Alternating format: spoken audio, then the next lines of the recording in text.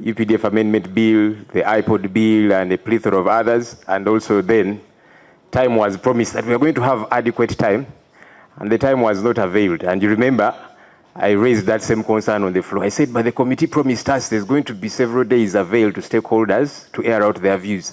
But that didn't happen. You remember, Honorable Baka. But it's good you have responded. We shall hold you to your word, Honorable Chairperson and Co-Chair. Let me go to my presentation now. Honorable Chairpersons and members of the Joint Committee, I appear before you today to vehemently oppose the Protection of Sovereignty Bill 2026 in its entirety. While cloaked in the language of patriotism, a careful legal analysis reveals that this bill suffers from fatal constitutional defects, including unjustifiable limitations on the fundamental rights, dangerous vagueness, and an unconstitutional subversion of the multi-party dispensation. In our current political climate, where the state keeps persecuting people and state persecution has forced opposition leaders and critics out of the country, this bill ceases to be a theoretical threat. It is an immediate existential danger to political pluralism, economic survival, and Uganda's standing in the global community. To appreciate the gravity of this bill, I invite the committee to examine the chilling day-to-day realities that this law will create across all sectors of Uganda if passed. 1. Reclassifying Ugandan citizens as foreigners. The most insidious provision is hidden in Clause 1, which defines a foreigner to include B, a Ugandan citizen residing outside Uganda. There are numerous Ugandans who live in the diaspora, and they remit over $2.5 billion US annually to our country. All these citizens are going to be deemed foreigners by this law. When did this government cease to care about its citizens to the extent of regarding them as non-citizens? Consider a political leader born in Uganda, a registered voter, and a duly elected party president who is forced into exile or out of the country due to state persecution. Under Clause 1B, the moment that citizen crosses the border to save their life, that law strips them of their Ugandan identity and reclassifies them as a foreigner. Because Clause 1 defines an agent of a foreigner as anyone who acts under the direction or control of a foreigner, and Clause 2.2a says the act applies to anyone who engages in political activities, for or in the interests of a foreigner. The domino effect is devastating, Honorable Chair and members. Imagine a party official in Kampala receives a WhatsApp voice note from this party president who is out of the country, instructing them to coordinate some party activities. Under this bill, by following those instructions, the party official here in Uganda is guilty of engaging in political activities for a foreigner who left the country. Under Clause 14, they face 10 years in prison. Under Clause 5.4, they face 20 years in prison. A local party administrator or aide, simply doing their job by taking instructions from their leader, becomes a felon.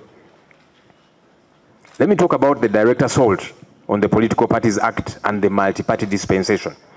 Articles 71 and 72 of our country's constitution, the grand norm, guarantee the freedom to form political parties, operationalized by the Political Parties and Organizations Act. The bill violently contradicts this act. Millions of Ugandans live abroad. Suppose a Ugandan doctor working in London pays $100 US, roughly 380,000 Uganda shillings, into the bank account of his local political party in Kampala as membership dues. Because the doctor in London is considered a foreigner under Clause 1B, the local party treasurer has just received foreign funding. If this pushes the party's annual foreign funding to over 20,000 currency points without the minister's approval, the treasurer of that political party faces 20 years in prison under Clause 22, and the funds are forfeited to the state. This is not right. By placing a cap on foreign money, which includes diaspora remittances to parties, the Minister of Internal Affairs is handed an absolute veto over opposition party financing If the minister dislikes an opposition party, he simply refuses the written approval for their diaspora funding. The party is financially suffocated by state fiat, directly violating our country's constitution. Let me talk about the unconstitutional overbreadth and vagueness of this law, this bill. The legislative drafting of the bill fails the constitutional test against vagueness, granting the executive arbitrary power to punish dissent. This is the catch-all foreigner. Clause 1E allows the minister to declare any person, institution, or body a foreigner. Suppose a local trade union stages a strike demanding higher wages, embarrassing the government. The minister can simply sign a statutory instrument declaring that trade union a foreigner. Overnight, the union leaders become unregistered agents of a foreigner and they face immediate arrest. How can this be right? Clause 22H states that the act applies to anyone who influences the public to oppose the policy of government. As the leader of the opposition, my literal duty and the team that I work with is to oppose government policy that is injurious to the citizenry and offer alternative policy positions, which we do every so often.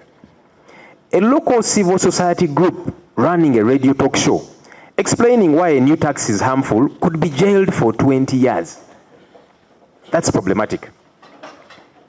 I bring in one or two examples: the Russian and Chinese blueprint, importing authoritarian toolkits.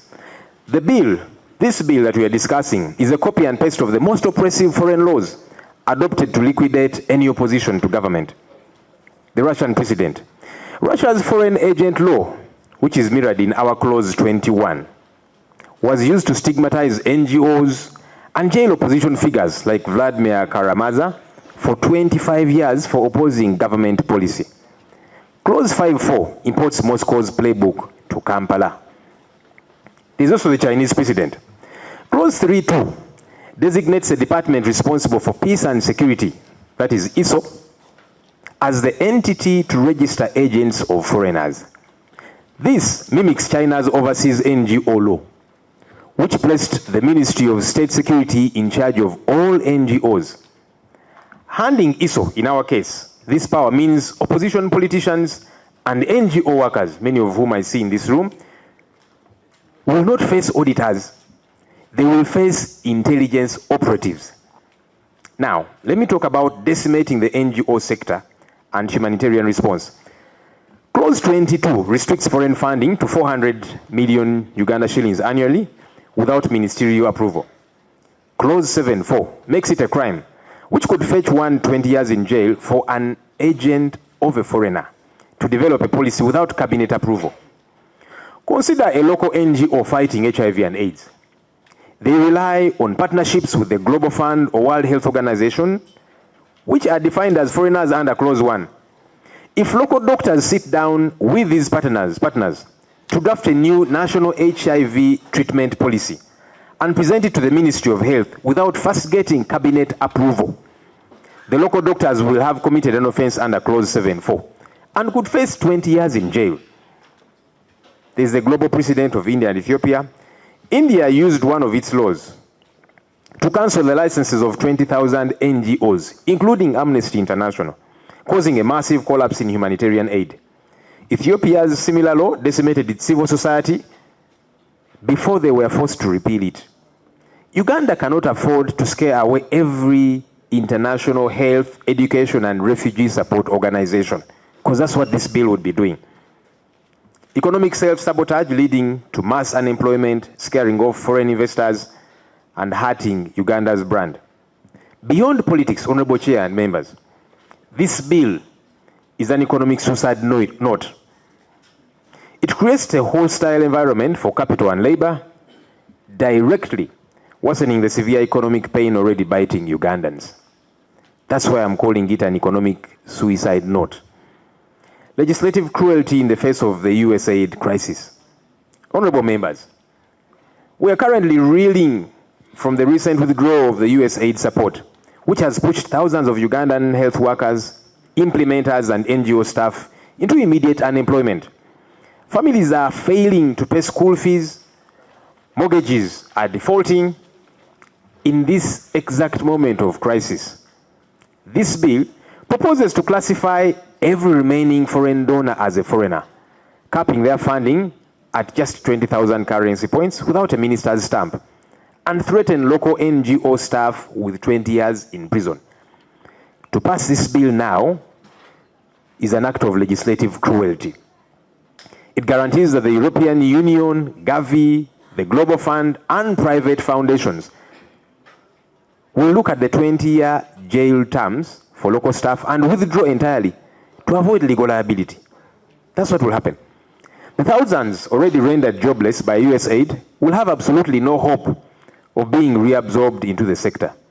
This bill will deepen the unemployment crisis exponentially.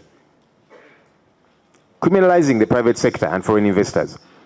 A foreign mining company or manufacturing plant operating in Uganda is a foreigner under Clause 1D.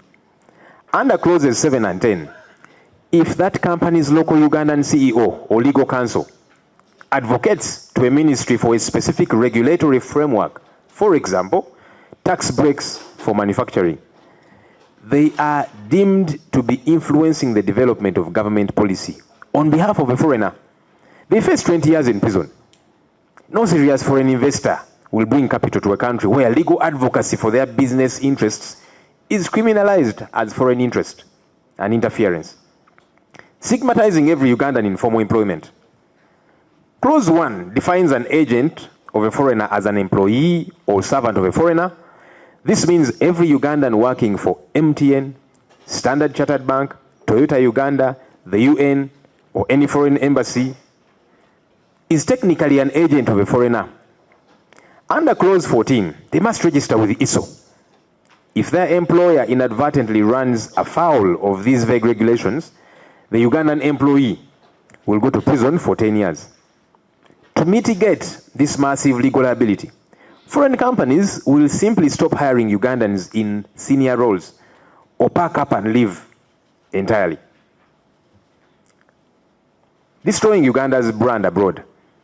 We are currently, as a country, negotiating with the IMF for debt relief and positioning Uganda as an investment hub.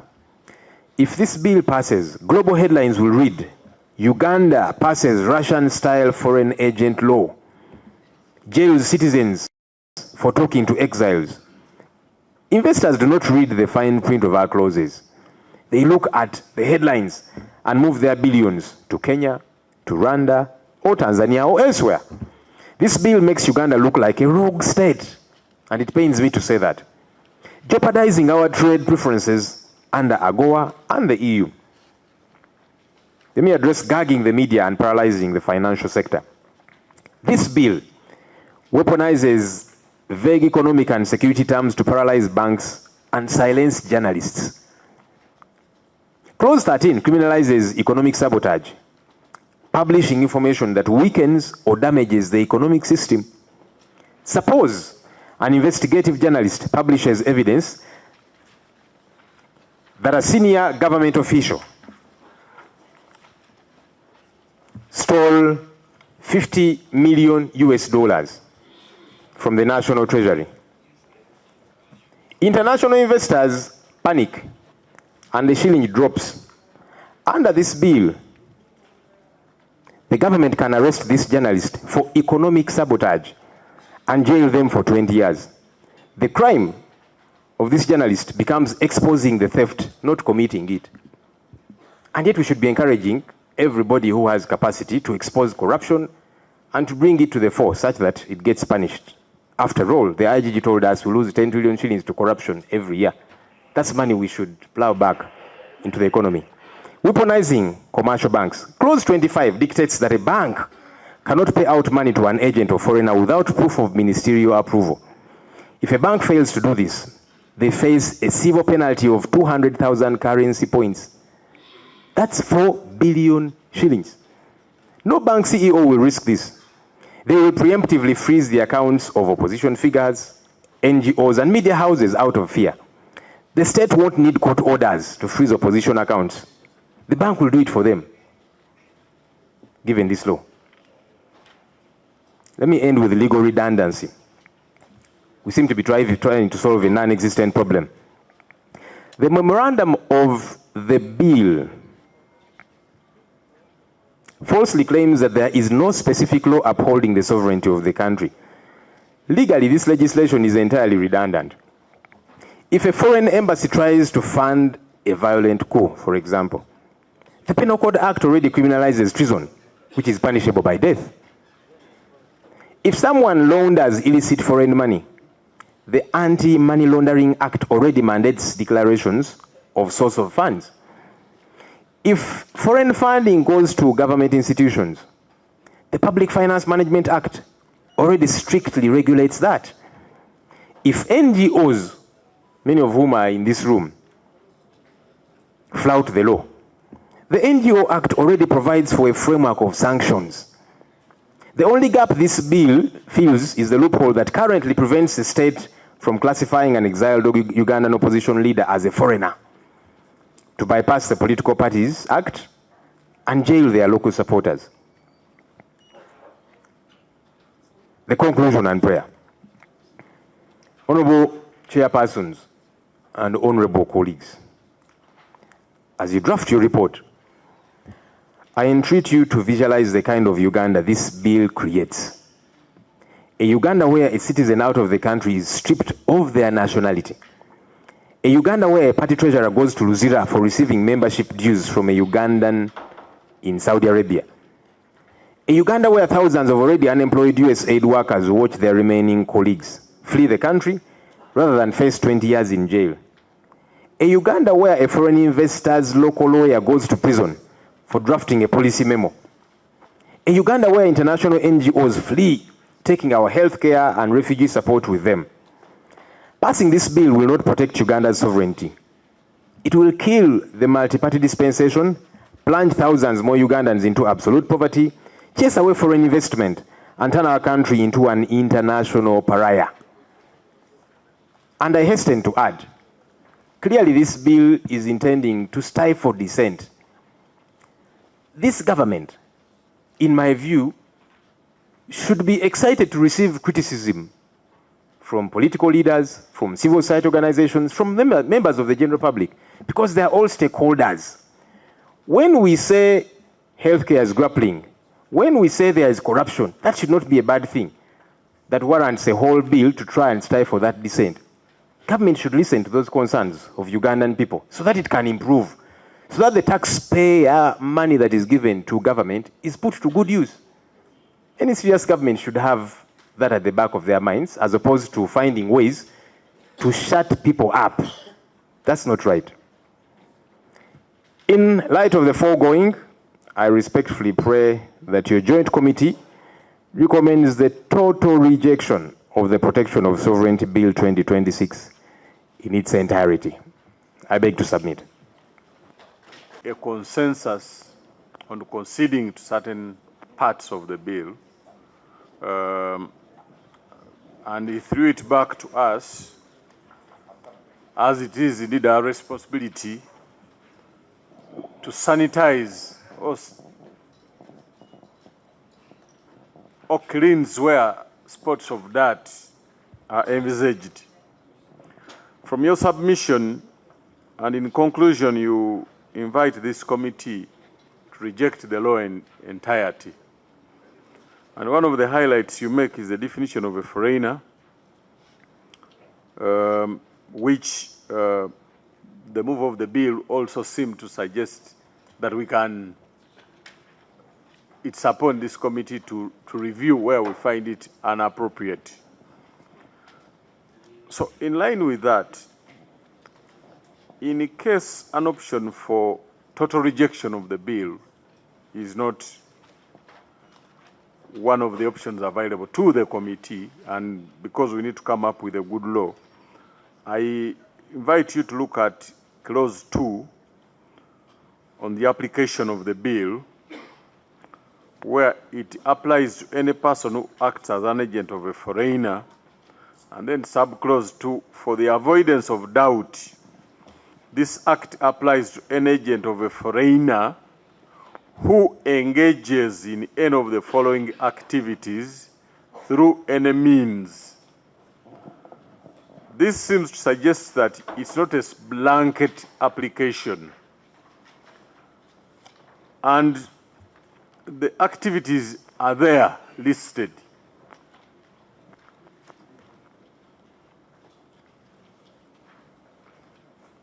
Right Honorable, are you open to having a discussion on how to improve some of these provisions, or you still stand by only one position that the law in entirety should be rejected? And should you have another option to improve some of these provisions, what is your take on the application of the bill, specifically on clause 2, subclause 2? Thank you. Thank you for the presentation. I wanted the Right Honorable LoP to look at Political Organizations Act. What does it state about foreign funding? And if it is very clear that it doesn't include subscription fee, what would be your take? Because actually the bill is brought to us either to throw it out, do enough surgery, and you know the process the bill takes before it is eventually enacted into law. We do a lot of surgery and refining. How would it be? Then secondly, ISO. You say ISO, is it housed in Internal Affairs or in the President's office? Because in your report, you are clearly stating that it gives the mandate to ISO. And in the bill, this is a committee or a body that will be housed in the Ministry of Internal Affairs. I wanted you to really elaborate ISO in Internal Affairs or ISO in Presidency. Thank you. Thank you, Honorable Keo. I think that's fine. We can. I'll begin with the one of Honorable Kai. Political Parties and Organizations Act regulates activities of political parties. And so everything about political parties is encapsulated therein. Your question about ISO is Internal Security Organization. And in their modus operandi, they work alongside the Ministry of Internal Affairs. So that's the nexus there is. Honorable Taylor mentioned that the movers of the bill, Internal Affairs and the Attorney General, seem to consider on a number of provisions. So I think what you're saying is, would it be okay maybe to alter some of those as opposed to total rejection? I think I'll tie that in with the last question about my remarks referring to this bill as legal redundance.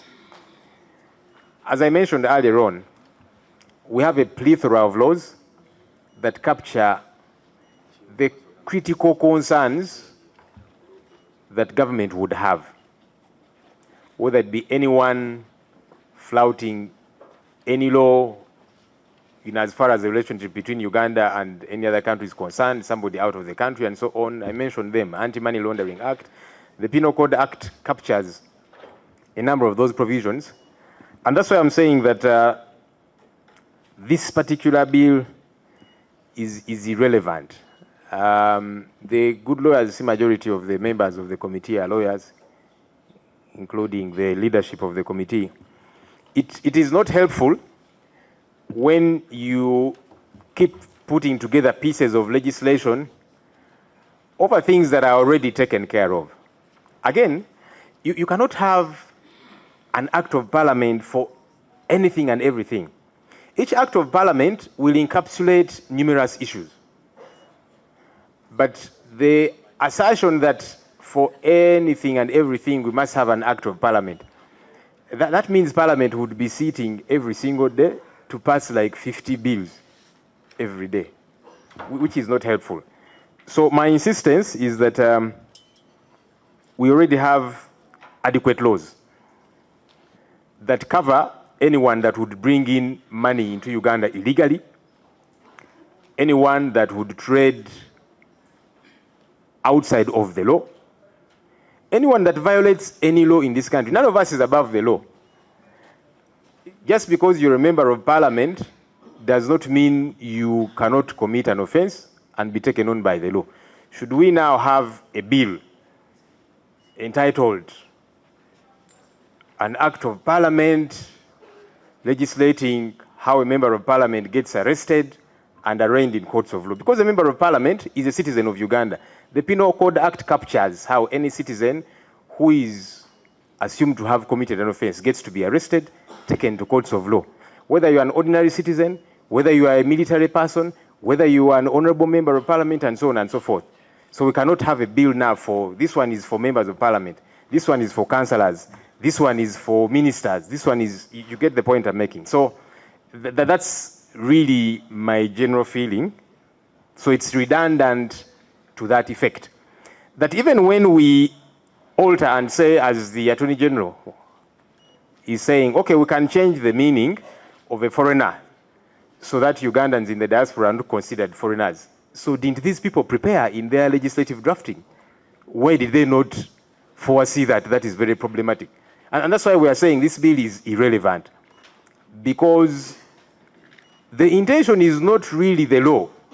That's why now they are quickly conceding and saying, okay, let's adjust this, let's adjust the other.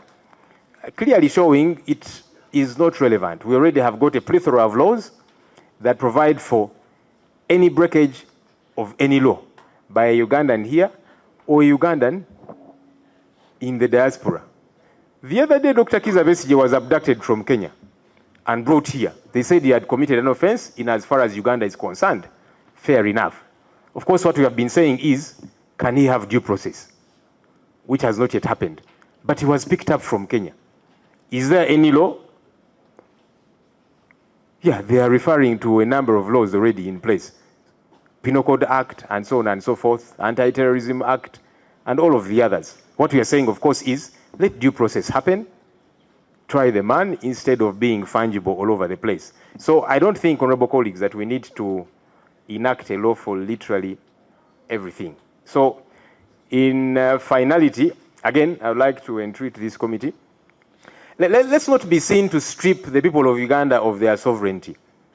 The Constitution provides for the sovereignty of the people of Uganda. That sovereignty is not given by the executive.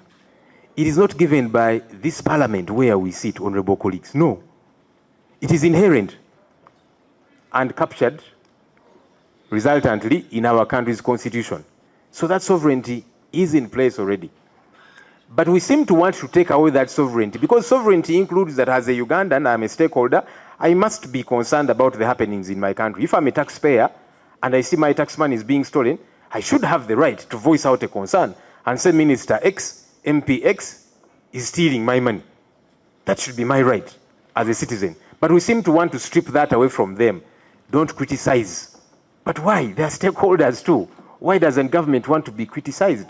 There should be no problem with that. But also saying that as a citizen, you are not supposed to critique government policy. Why? Because you see, we seem to now want to put it on paper that this government is authoritarian. That's what it appears to be, Honorable Chair. Because we are saying when government comes up with a policy, all of us must just oblige and follow. No citizen is supposed to critique it. Hey, but surely, what happened to participatory leadership? The people of Nyabushozi should have a say in whichever government policy you come up with, because they are stakeholders, they are taxpayers, you are their voice, and that goes, of course, for the people of Nakao West and whichever.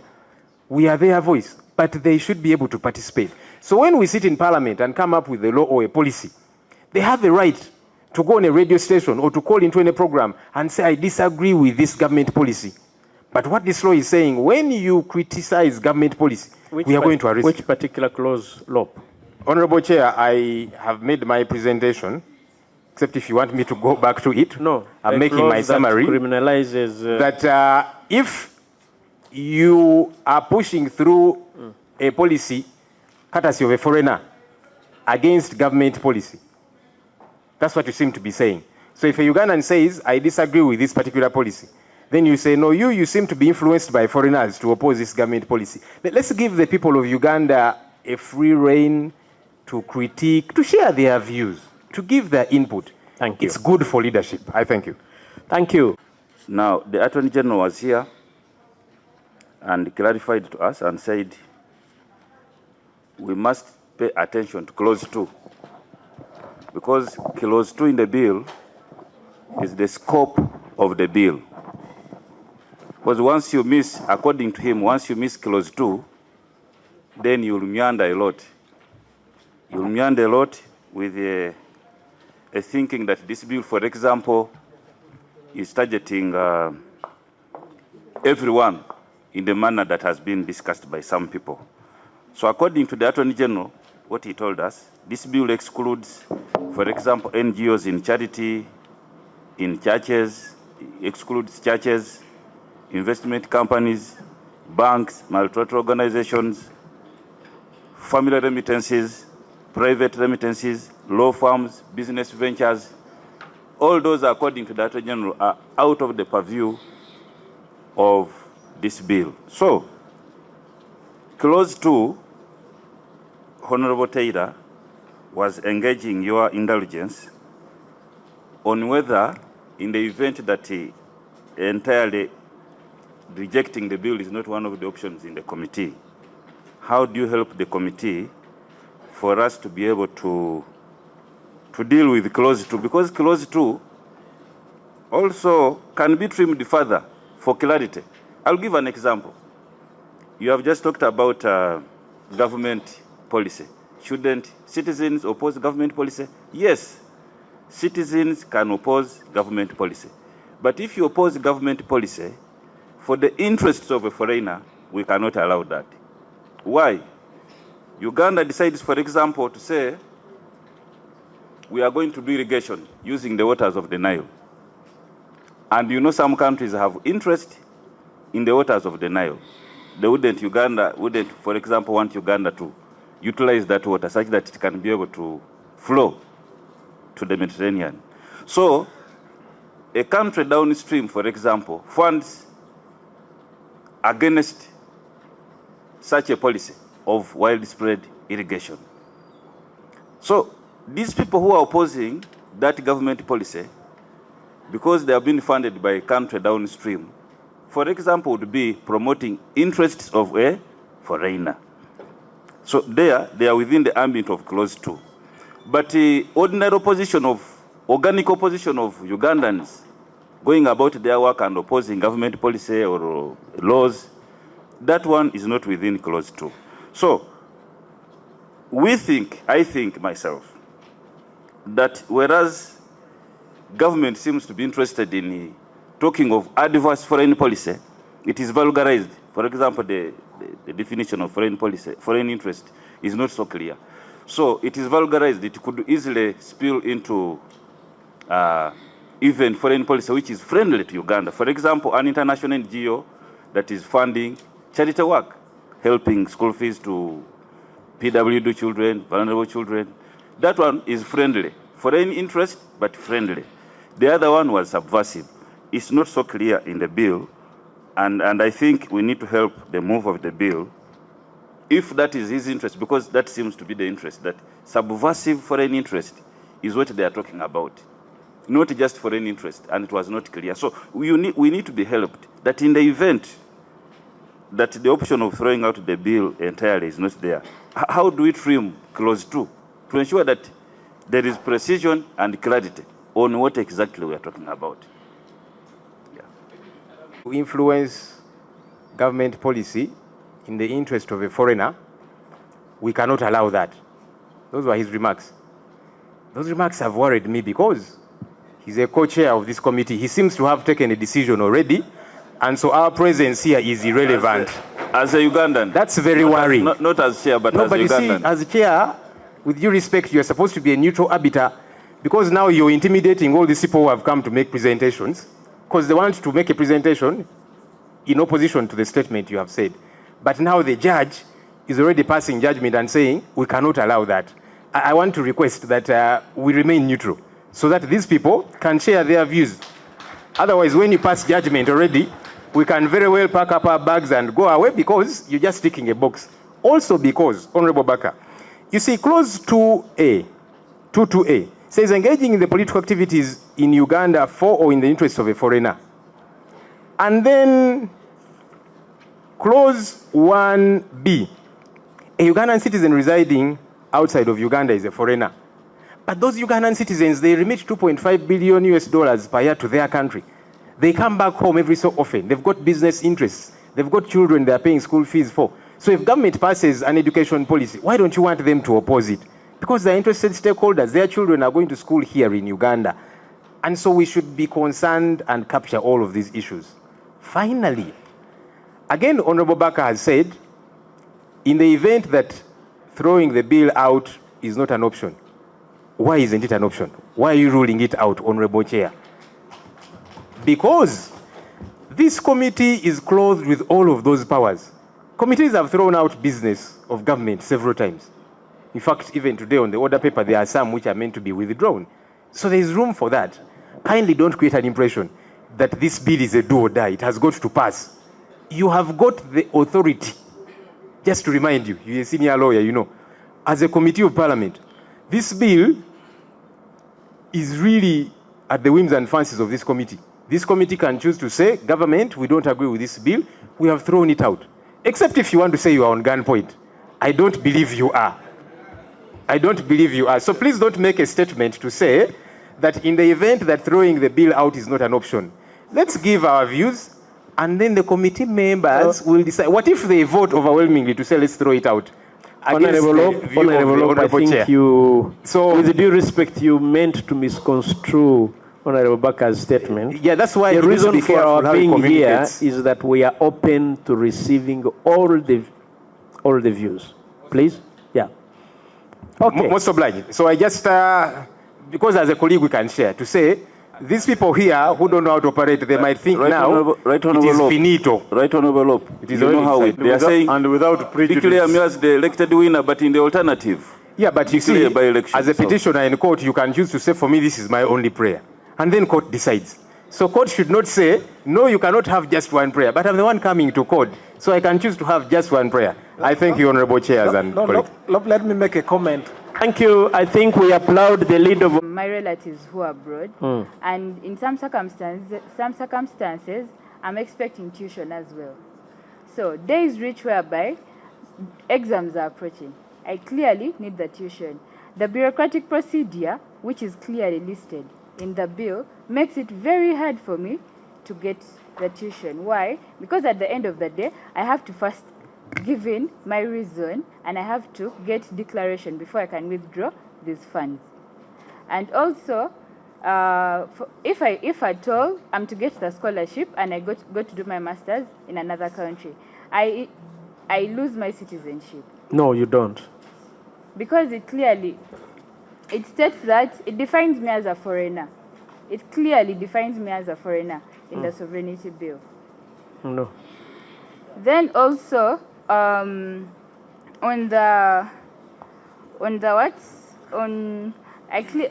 and for some circumstances, if at all I plan to work abroad to study, I lose full participation in Ugandan affairs, and as well, my connection to Uganda becomes legally a bit weaker, and also the Constitution clearly states that power belongs to us, the people. But the bill makes us the citizens to clearly seek permission before we act on anything. And it gives final authority to the government officials, which shifts the sovereignty from the people to the government entirely. You have, yes, not at all. And nobody is saying they are. If any creative, commits criminal offense, they are dealt with like any other citizen, Yes. Ugandan citizens. And the funny thing, just like the leader of opposition mentioned earlier on, some of the things the bill is talking about are already catered for by other laws that are existing. So what are we saying? The way the bill is set, it's sabotaging the creative space that is just developing, that hasn't even started working. Just like it's been mentioned, and good enough, we have a detailed document, apart from the oral that he's been reading. No, we have another detailed document with the specifications. Where is that? It's Oh, the one that's attached. yes, it's attached. We have seen it. That has detail. Okay, we or have even seen that the recommendation can be detailed Clause by clause. to the detail. So what are we saying? We are not saying this bill should target certain people. Not at all. But as they bring it, we are in interest of government formalizing, working on its system for everything to be perfect. But in the same spirit, it should not break what exists. Okay. Yeah. Good. I think this. He did ask that are there any creatives that are agents of foreigners? Mm-hmm. I want to say in the affirmative, yes. No. That is why we are here to say that the bill in its current text, in the affirmative, it is a yes. Okay. Yes. Because from where I stand, as a collecting society, UPRS, we work through reciprocal agreements where we sign with other collecting societies of other countries Yes. to collect on our behalf where our music is being played, Ugandan music is being played. And then As you also play theirs.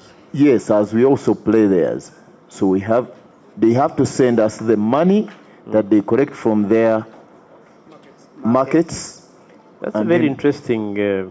So, in the current text, in the affirmative, yes, we are agents of foreigners, and we are saying that is not a fair ground. We thank you for having come forward. We thank you.